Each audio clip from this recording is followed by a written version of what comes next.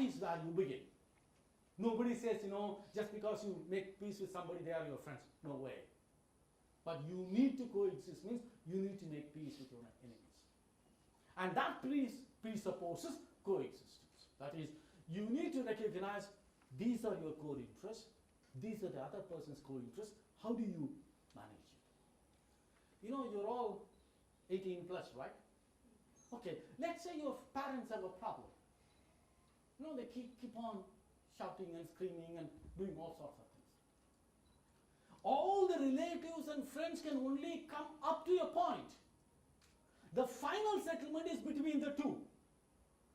It applies to you in another few years' time. Okay? The same logic. No matter how well intended, I can only bring you to a nice coffee shop, enjoy a good music. Okay, guys, you sort it out. I'll have to go out. I can't simply say, no, you should do this. It will never work. Everybody will say, nice. The moment Kumaraswamy moves, they will take the sword. We agree, this guy should be killed. They will agree on. So if you look at it, all the disputes have to be resolved bilaterally. No other way out. And the third party can provide a good, nice table. Okay, let's have a good meal, have a good drink, good music. Okay, guys, it's your problem, I'm out. That is what US, Russia, India, any country can do. The final resolution will have to be left to these two peoples. Unfortunately, they are not ready yet. They are not ready for a variety of reasons. For their own short-sightedness, and others also don't want them to solve, because if you solve your problems, you don't need me. So in my interest, you keep on fighting. It's my job. But eventually, the Israelis and Palestinians will have to resolve through whatever means you have to do. Unfortunately, they are not there yet. Both of them think, I can get everything I want. The Israelis think, okay, I can somehow get the whole of West Bank without, that is, Bengal without the Bengalis time. I'll get the whole of West Bank and Gaza Strip without the Palestinians. And the Palestinians think, okay, eventually I can send the Jews back to where they came from. Europe and every place. It's there. And unless you recognize, okay, everything I say is not right, everything the other person says is not wrong, we will not move anywhere else. Eventually, you need what I would call a two-state solution, two-state coexisting side by side. There will have to be some compromise. Okay, up to this, the land can be traded off. 2 kilometers here, 2 kilometers there, fine. But unfortunately, both the guys are nowhere near that place. And I don't see that happening after what we know today morning, the elections. Okay? I don't see that happening. But, yes, lady. Palestine talked to Israel at, let's say, a state-to-state level. Palestine has to recognize the state to begin with, which it is not. Okay. It only recognizes Arab nations, but not in the UN. Okay. So, don't you think that for us to get to the level where they can have a two-state coexistence, there has to be some step that has to be taken in the international community first? This is a fundamental mistake we make. Nobody gives a state on a plate. No one. No one gave Israelis a state on the plate. No matter what people read, what people tell you, UN created Israel, United Nations created Israel, Western states, nobody does it. Go back and read it. All the UN did was a piece of paper. Okay? Somebody has to use the paper and act. UN has no enforcement mechanism. It's not like your Supreme Court. Shut it down, some police will come and close it. No. There is no, if you look at all the UN resolutions, with all due respect, it's a piece of paper. It's useful for you, footnote number 22, United Nations resolution, full stop. That's all it is. Every UN resolution, a great power takes a piece of paper and acts on it. And that is why the UN resolutions are enforced.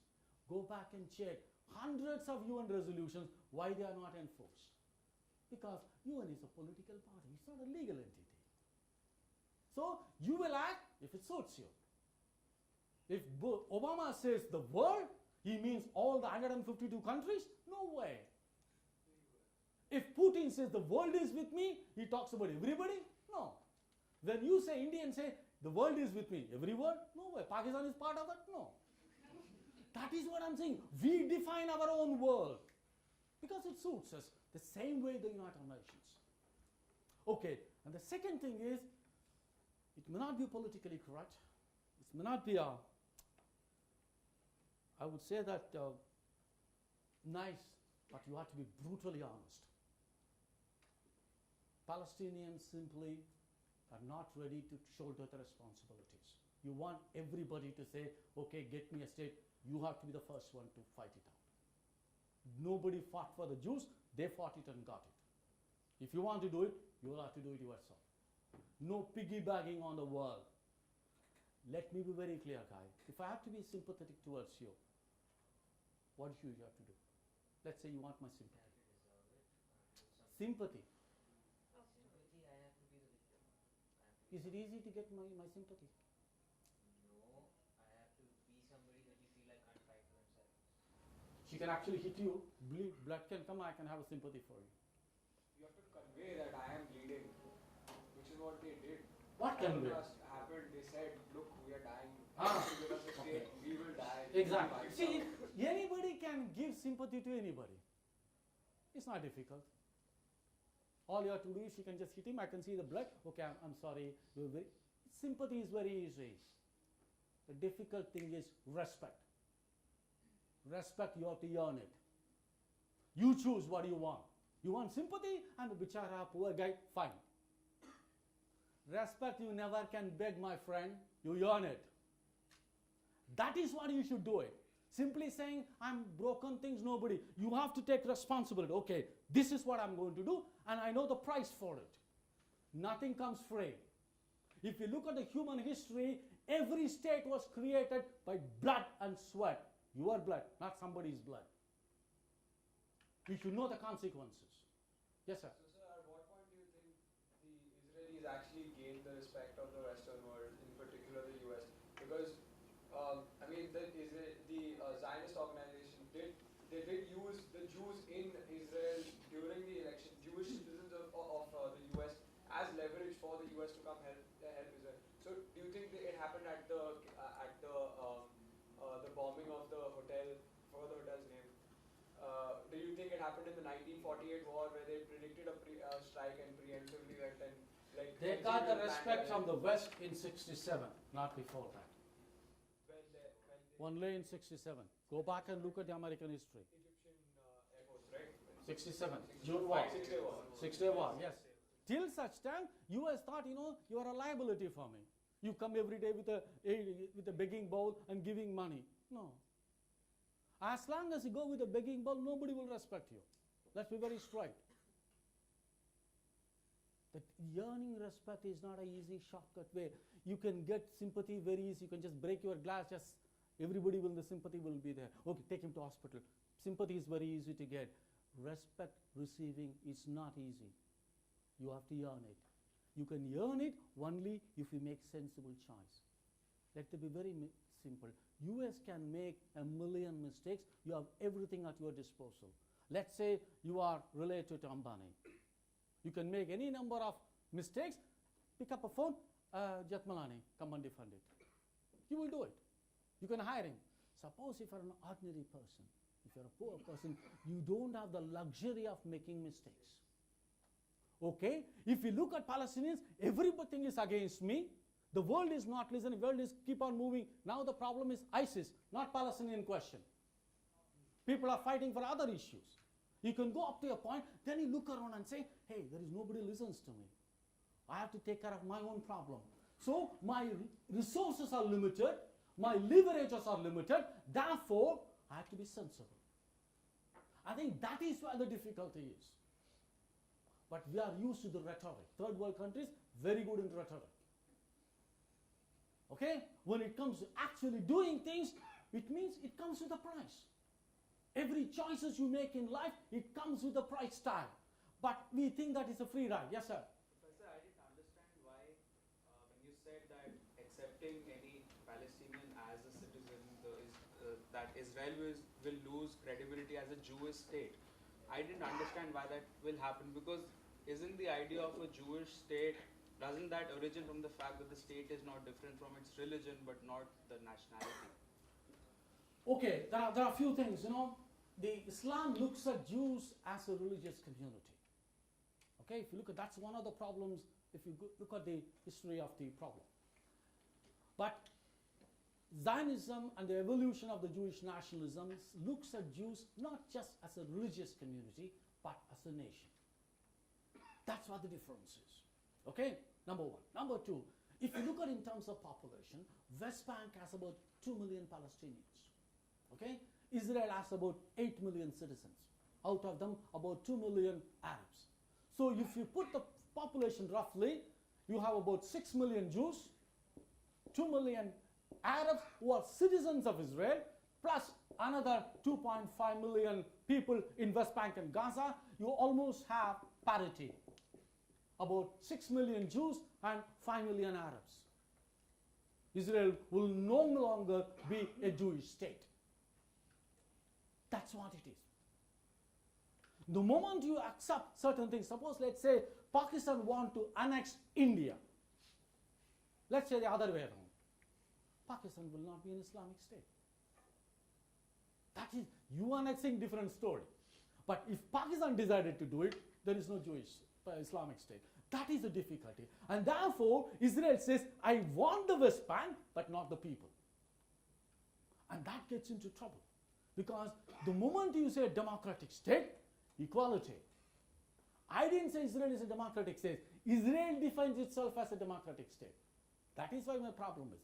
If you say I'm a fascist state, I have no problem. If I'm a religious state, I have no problem. The moment you say I'm a democratic state, you can't have two sets of citizenship. One full citizenship for the Jews and the Arabs of West Bank, not a full citizen. You can't do that. But if you give them full citizenship, you will not be a Jewish state. So if you look at the central argument in Israel is not the Palestinian question, which everybody talks about. The central question, what I would call the identity crisis. Jewish and democratic. Are you a Jewish or a democratic state? In most of the cases, I can be a Hindu and a democratic. But there could be a point I need to choose whether my commitment to Hinduism is superior or my commitment to democracy is superior. At that point of time, you will recognize, are you a Democrat or a Hindu? Most of the cases you may not have. There would be a problem. That is what the real issue for most of us are. You know, what is a Hindu philosophy? You are supposed to know the central question, who am I? Right? You have to search for yourself. This is what it is. The moment you define, I'm a Jewish and democratic, you are in for a trouble. Simply Jewish, simply democratic, no problem. Same thing, Islamic and democratic, it cannot go work together. Theologically, it's impossible.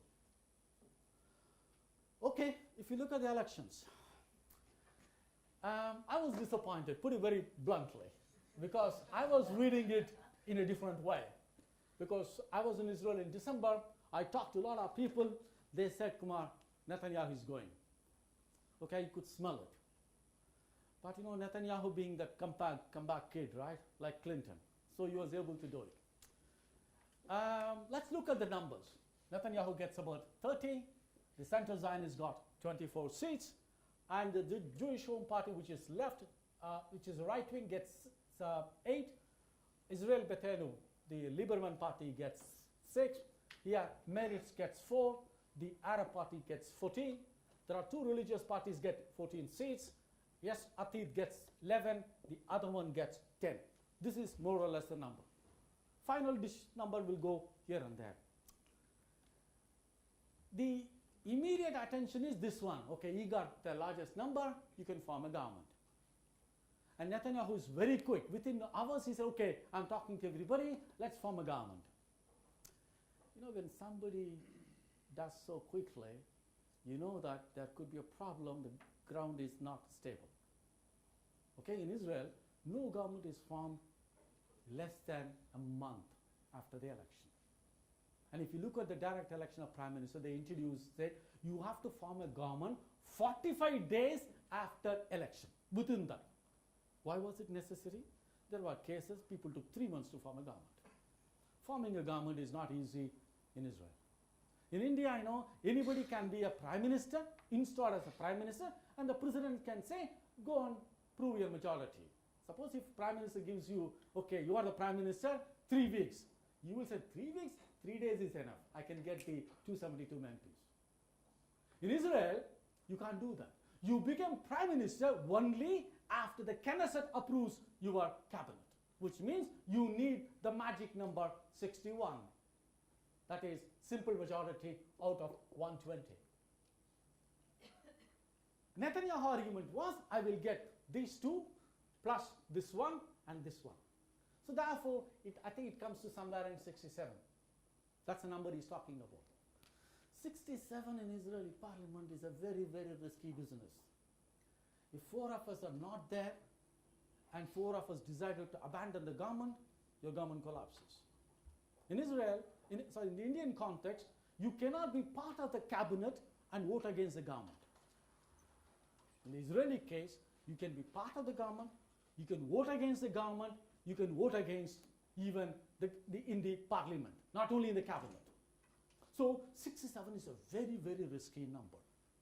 So normally people look for somewhere in the realm of 70. How do you get there? You're not going to be easier. It depends upon how the other guys, if you look at very crudely, the hardcore right is 44. The hardcore left is 42. This is a reality. And the 14 is religious, and this is the center. In my understanding, Netanyahu forming a government, I wouldn't say it's a done deal. Not yet. In Israeli politics, anything can. 1 week is too long. So I'm still, even though I'm a little bit disappointed by 24 number and the 6 digit, but I'm still hopeful that things could not be bad. There is a suggestion you will have a national unity government, but such a unity government will come with a price. It's not going to be simple. There is one thing which probably might trip the balance, the 14. I know, living in India today, we may not be able to even visualize this possibility because it is not happening in our own country. Since 1948, the Arabs, who make up about 15% of the Israeli population, were never part of the coalition. The only time an Arab was a full cabinet minister was when Ariel Sharon was a prime minister. We say all the things, but there are interesting things about Sharon. And today, with a right-wing government, you don't see Arabs be part of the ruling coalition. Who knows? We are left to recognize, okay, no matter what, we are going to form a new coalition of a different kind. And the second thing is, in the past, 6 years ago, when the left was willing to form a government, they were unable to deal with the religious party. The religious party actually asked 250 million shekels for some religious projects.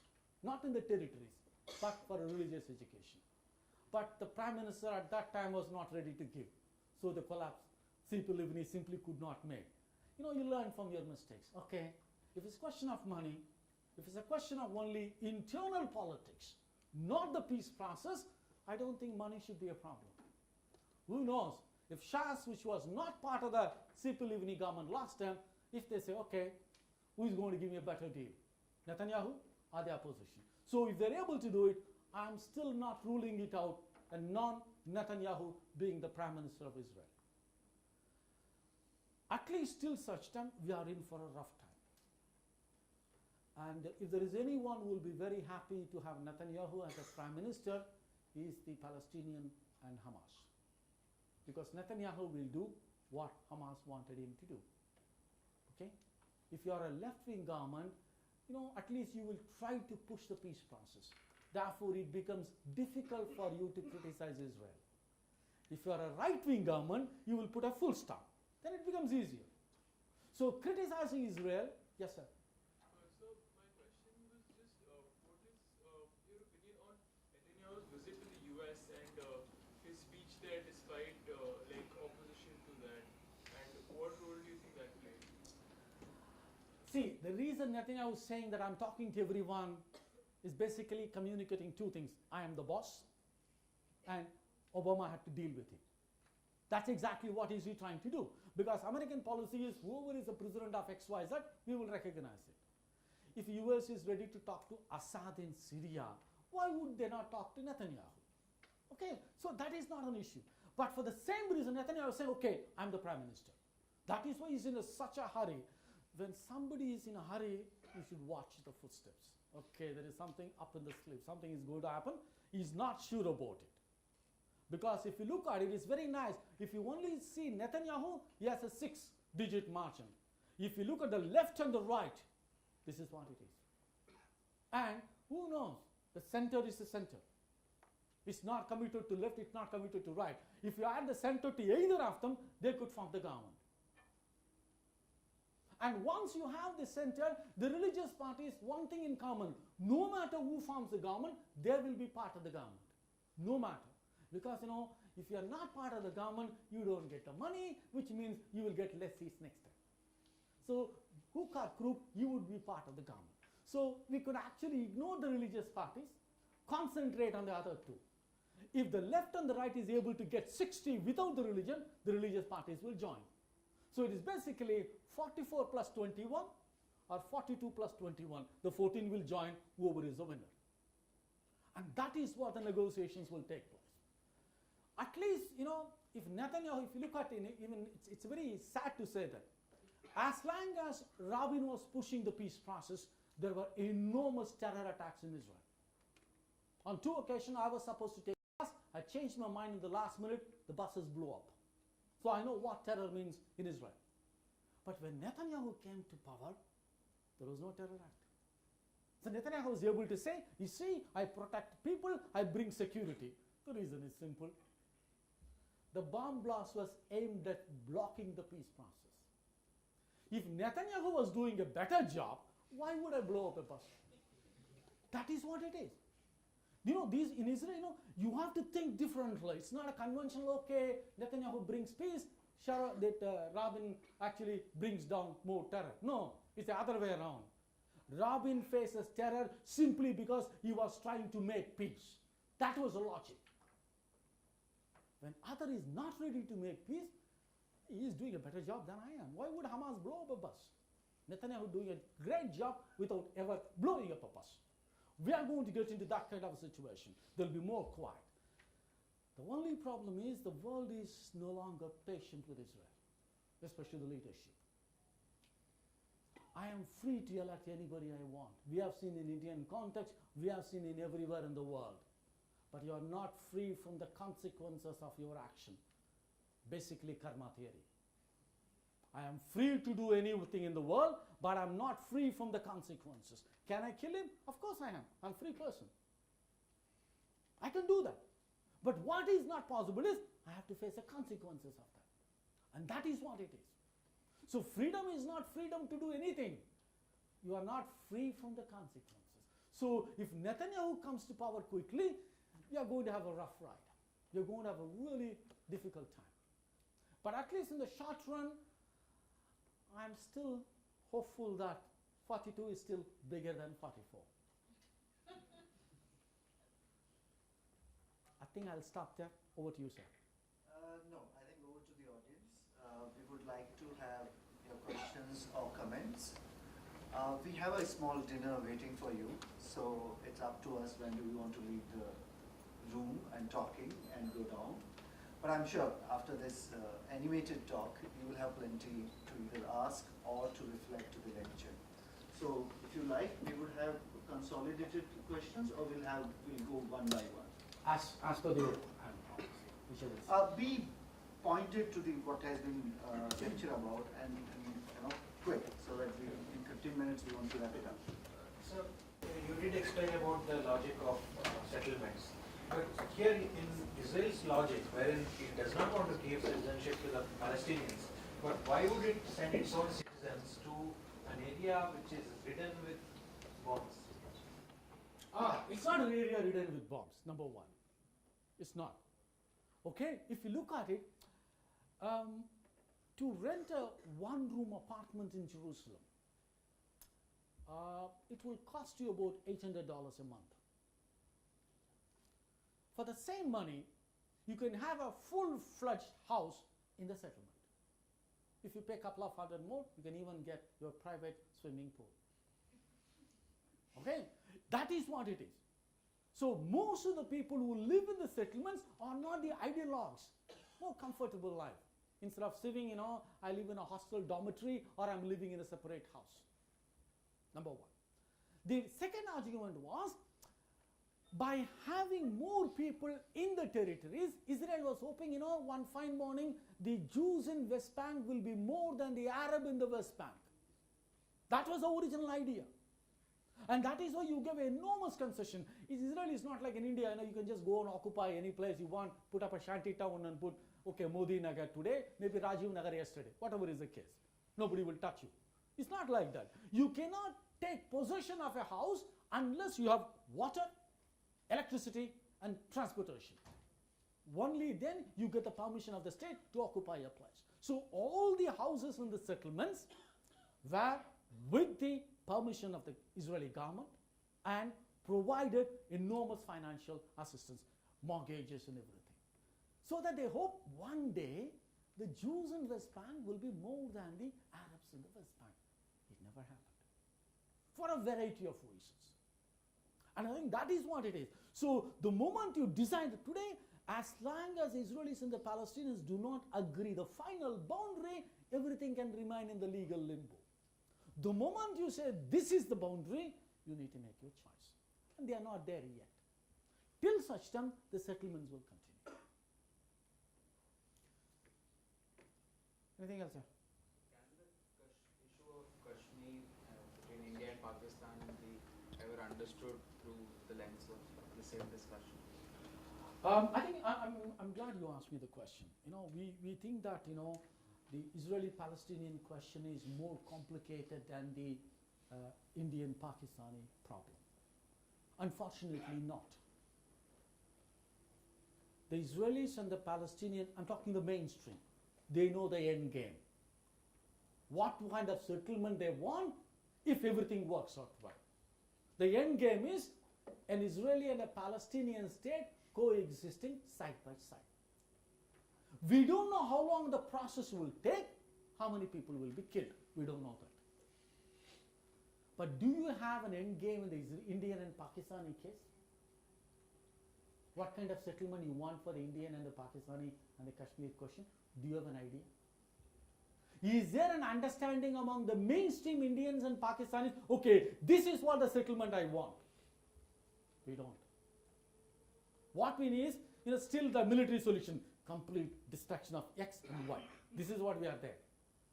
Even the track 2 guys don't have a wider thing, okay, this is the kind of settlement I want. This is the end game.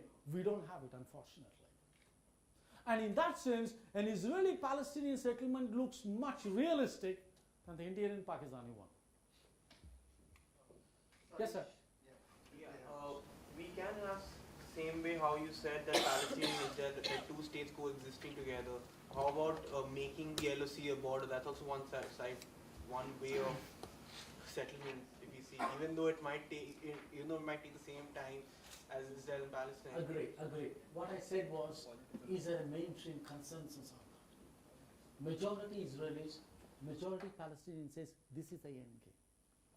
The Palestinian National Authority says we want to coexist with Israel. The border can be this or that. That's a different story. They are willing to go. A large number of Israelis still think Palestinian state existing side by side. The nature of state can stay. But your LOC, how many people support that in India and Pakistan? Is it the mainstream argument? Intellectual discussion in IIC, yes. I'm talking about whether BJP, Congress or left, any major political force, okay, this is the kind of settlement I want. But same in Pakistan. Is there a mainstream argument? No. Both wants complete Kashmir, either way. That's what I'm saying. We are not even looking at how long it takes, a different story. We are not even looking, okay, this is what we want. It's not there. Unfortunately. Professor? Yes, sir. Out of all I've studied about Israel and Palestine conflict, one thing is that they have made efforts to make peace. You should talk about Washington negotiations or the Oslo Accords, but then everything went bad again. They're back to square one, or better than that, but yeah, everything went bad. So, out of like most of the things we read, people try to apportionate the blame games going on, that the Israelis didn't play are not playing the game fairly, or the Palestinians are foolish, or this is the problem made by the problem as the obstruction is by the authority, the Palestinian Authority. I mean, can it actually be said that okay, so this party is to blame, or this party is no? Can there be a solution, or can there be an answer to this question, that Israelis or Palestinian, I mean, who is blocking the peace process? Can there be an answer to this question? Because out of what I read about the Oslo Accords, the Palestinian National Authority, they gave too many concessions, and then the Palestinian people in the end didn't like it, and then things went bad again. Then the Palestinian Authority it is so complex, authority controlled by the Hamas, and so many different things. So can it be decided that okay, the Israelis are to blame or the Palestinians? You know, Kumaraswamy, just linked to that question, Yes, I please. just wanted you to reflect to the students upon the problematics of the Palestinian leadership themselves, difference between Hamas and Fatah, ah, and of course the okay. You know, it's easy to blame X, Y, Z. Okay? It's not difficult. You put certain conditions. These are the things you did. Okay. What happens next? This is what the discussion is going on. Exactly. The moment, the question is, you want to make peace with your friend. Find fault is not going to take you anywhere. If you say, okay, this is your mistake, fine, go home. Then what happens? You have to talk to her next day, right? Never abuse a person if you are going to deal business with him the next day. That's a fundamental human relations rule. Finding fault will give you emotional satisfaction. Okay, you are at fault, I am not at fault. Fine. By blaming the other, can you have a relationship the next day? No way. The question is not who is at fault and who is wrong, who is right. The question is how to move both the guys forward. That is what the critical thing is.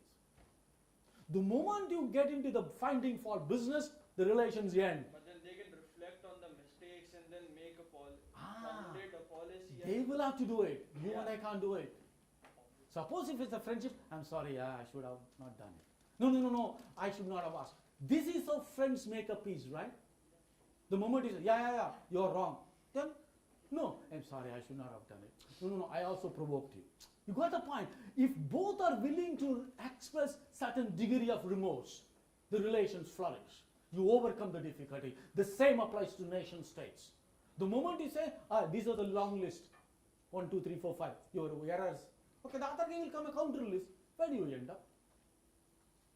So this is what happening today. Each one is blaming. Nobody is ready to move forward. That's what I said. They are not ready to make the transition. They are stuck in the past. That's what I'm saying. Your grandfather killed my grandfather, so you and I will fight. Okay, our grandchildren will fight. We are in the same mental framework. Okay, on the Palestinian work, it's not easy. It took almost enormous effort by the Palestinian people to get a recognition for the PLO. In 1964, the PLO was formed. In 1974, PLO was called the sole legitimate representative of the Palestinian people. If you look at the Oslo process, the signing of the Washington ceremony took place a day after Israel said PLO is the representative of the Palestinian people. Today, nobody believes it. Nobody says PLO represents the Palestinian people. And especially Hamas doesn't believe PLO represents the Palestinian people. Guys, remember one thing. All the national liberation movement, whether it's South Africa or any part of the world, you need national unity. I'm not saying uniformity. Your hands, all the 5 fingers are not same. You need unity. Otherwise, what happened to Tamils in Sri Lanka will happen to you. The moment you say uniformity, my way or the highway, you will have a state, only tombstone as citizens. You will not have anyone. When the LTT Prabhakaran was killed, what happened? Why did that happen? Instead of fighting the Sri Lankan government, you are fighting amongst all the Tamils. Whoever doesn't like Prabhakaran, he was eliminated. It's a cruel thing. The same thing, when in the last 10 years, when you're talking about negotiations, you know what you are actually referring to? It's not the Israeli-Palestinian negotiations. You are talking about Fatah-Hamas negotiations. And if you look at all the things, the people who challenged Arafat and all the institutions by him were Hamas. So you support a Palestinian state. Okay, you want to support a Palestinian. Yes. Which Palestinians? West Bank or the Gaza Strip? You know, when Israel invaded Gaza for the last 10 years so many times, whether it's 2010, 12, 14 and everything, there were enormous protests all over the world. There were none in the West Bank. Literally. Go back and find out. Why was it that all over the world people are protesting against the Israeli atrocities in Gaza Strip while West Bank was quiet? You can think of 3 possible reasons. People in West Bank did not know what's happening in the Gaza Strip. Everybody knows except people in the West Bank. Possible. The second possibility is the Hamas, that is the Fatah leadership, is so powerful, they're able to control the entire West Bank, something Israel could not do for the last 40 years. So Hamas is more powerful than everybody else to control the West Bank. The third possibility is people of West Bank have become Zionists. You tell me. How do you explain you have demonstrations all over the world, not in West Bank, and over the Gaza Strip? Which tells you there are very serious internal differences. I think that if you don't understand, you don't understand the Arab-Israeli conflict. And that is what it is. People in West Bank, people in Gaza almost live in 2 different worlds. So when you're talking about 2-state solution, my fear is we will have a 3-state solution. An Israeli state, a Fatah state in West Bank, and a Hamas state in Gaza Strip. If this is what your liberation, please go ahead. Yes, sir. And then Sarthak. America has stood like a rock behind Israel all these decades. But some consider President Obama to be less pro-Israel than most of his predecessors. Do you think this is right? And if he is indeed less pro-Israel, what do you think the reason is? Is it because American power is generally on the decline and things are changing? One can argue the decline part. I tend to agree, but that's not the issue. What is, if you look at it, the question you asked about the Netanyahu's speech to the US Congress. Having US on your side is a central component of Israeli foreign policy. When you are small, when your resources are limited, when you live in a hostile environment, you need a dependable friend. No matter what you are. Normally people tell you that never tell a lie to a doctor or a lawyer, right? But I think, you can even do that. If you can find a better guy to defend you. The one thing you should never ever do is never lie to your friend. If you tell the friend will defend you. If you look at the US-Israel relationship, it's based on that friendship. It's a mutual. Nobody is doing any favor to anyone. But what is happening is, it is not the American tension with Israel or Obama's tension with Israel. No. It is the Obama-Netanyahu problem. I don't see that it's happening. Even on the nuclear question, if you look at the Obama statement very clearly, he says, I support the position taken by President Shimon Peres, which means I don't agree with what Netanyahu is saying. That is why Netanyahu, within hours of the exit poll, results are not out yet. They want, I think I checked about 4 o'clock, they have only 99% of the votes counted. Still, there are one word you never know in Israel. Anything will happen. One person, can switch one side to the other side. But already Netanyahu said, I am forming a government. It's basically a message to Obama, I am the boss. Okay? Tension is between Netanyahu and Obama, not between US and Israel. I think that I would say. You asked the second question was? Generally, are things changing? Is the support for Israel in US declining? I wouldn't say that. Larger But changes in the Middle East? in the sense, support for Netanyahu, yes. I wouldn't say support for Israel. Not as yet. Yes, sir. Professor, my question related to role of post-Zionist. What I understand from Zionism is that it's got a very deep historical perspective. That is, in our case, is emancipation of the Jews at the hands of Germans. But now the fact that they've secured a land for themselves, I don't see the need as to why they should continue restricting the state of Israel only to Jews. Because because now they don't have a threat, as they don't have Germans coming to them and killing them once again. But why is it that they cannot do away with Zionism and open the doors for the settlers to settle in? And Settlers from the? no, because what we were talking about was settle in the sense of the extended portion of Israel. So Oh, sorry, there is no extended portion of no, in the Israel. sense which they've captured, in the sense It's like an occupied territory. occupied territory, exactly. So as to why cannot they open the doors? Anybody from Jharkhand? Very good. Good.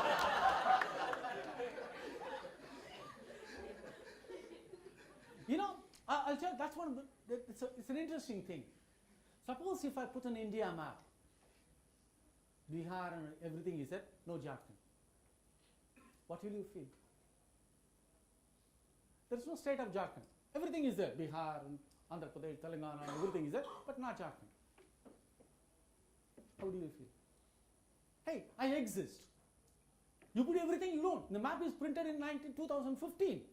I came about 10 years ago. Why can't you put Jharkhand as a separate state? And that is what it is. It's very nice to talk about post-Zionism intellectually. Israel doesn't exist in the Middle East map. Take a look at it. You can say that, it's a security threat, nuclear, all are fine. But I don't exist in the map. Take a look. It's simply Palestine one round. And most Arab countries do not recognize. For instance, I can't travel to Syria. Simple reason, my passport has Israeli visa. So post-Zionism as an intellectual discourse, fine. But in reality, we are not there yet. The moment you say, okay, Israel is a normal state like everybody else, like everybody has a problem, but not that, it's not the Indian and Pakistani question. The problem of India with the other countries is the size of India. Whether Kashmir will be part of it, whether Arunachal will be part of it. Nobody questions your existence as a state. They would like, okay, India only means Deccan, including your part is out. That's what everybody wants. But nobody says India doesn't exist. But in this case, you don't even exist. Guys, remember, you have all the Facebook, right? What is the worst comment you get? Hey, I put up my photo. You don't even say anything. Say you don't like it. At least say something. Don't we complain? Ignoring me is the worst thing you can do, right? You say nasty things, but at least say something. Yeah? He didn't even like my photograph. Yeah? How many times we hear that? So, I do this sometimes. Suppose if I remember this guy is coming, I don't like him. I do the simple thing. I take off my glass. I know something is there, but I don't know who and what. I do that if I want to avoid somebody. So, ignoring someone is the worst thing you can actually do. And I think that is there. But okay, people who talk about Zionism, Abraham Burg and everything is fine. But the reality is, okay, you can always argue this is an intellectual discourse. Eventually we will move there. I don't see that happening soon. So should we, Santan, you have a question? Should that be the last one then? Okay, Santan, go ahead. First, I just want to ask a very specific question about Yitzhak Rabin. And most people arguably would say he was one of the prime ministers who did most to try and forward the peace process. So I just want to ask if there was anything in your opinion that was maybe unique about the times or the government that he served in or the period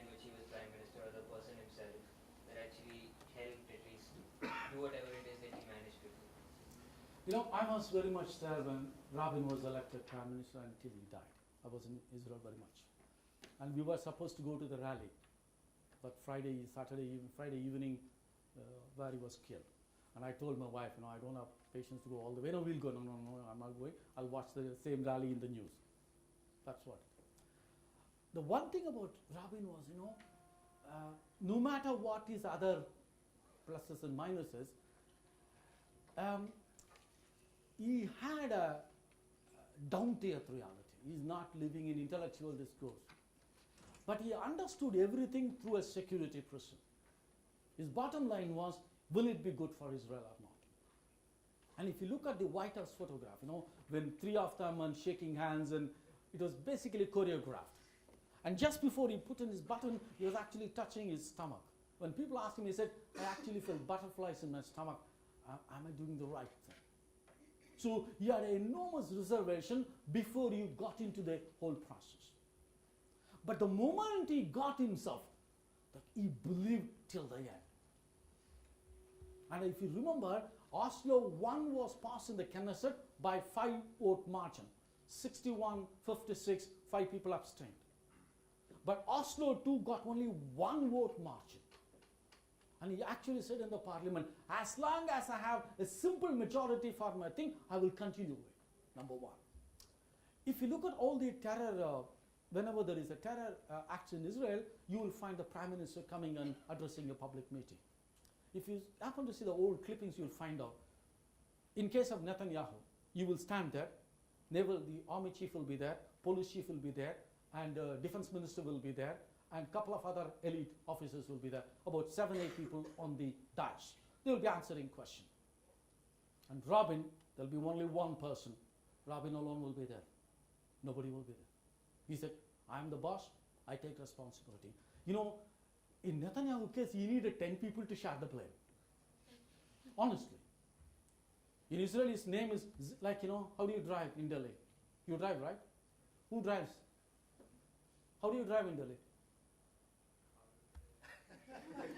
How do you drive in Delhi? Like a Delhi wala or something special? Huh? Like a Delhi wala, okay? Which is basically means zigzag, right? And Netanyahu is known in the Israeli case as a zigzag prime minister. Okay, you will go one, that's what I'm not surprised. He said, I'm opposition to Palestinian state. Wait for him 24 hours, you'll say exactly the opposite. Okay? And for instance, when the first meeting between Netanyahu and Arafat was not taking place weeks after Netanyahu became prime minister, literally Clinton had to push him. With great reluctance, he goes and meets Arafat in the Erez crossing. When he comes out of it, he tells, I have a great chemistry with Arafat. Israelis was, Netanyahu, Israelis was stunned. He said, I have a great chemistry with Arafat. Hey, you were actually literally dragged to the meeting and you come up and tell me that you are great. That is Netanyahu for you. And Rabin had the guts. He had a reservations. But the moment he took over, you went till the end. And I think, if you look at I will end with this, I will not say more. And if you look at Rabin's assassination also showed the division within the society. If you go to the Mount Herzl cemetery, and all the cemeteries are open, you can just go and see the cemetery and the Jewish custom. If you have seen the Schindler's List and other thing, you put a stone as a memorable, as a remembrance. But in Rabin, there was a fence after that. It says, don't cross. People actually started putting graffiti into the grave. So there is a strong divided society at some level. You could see them.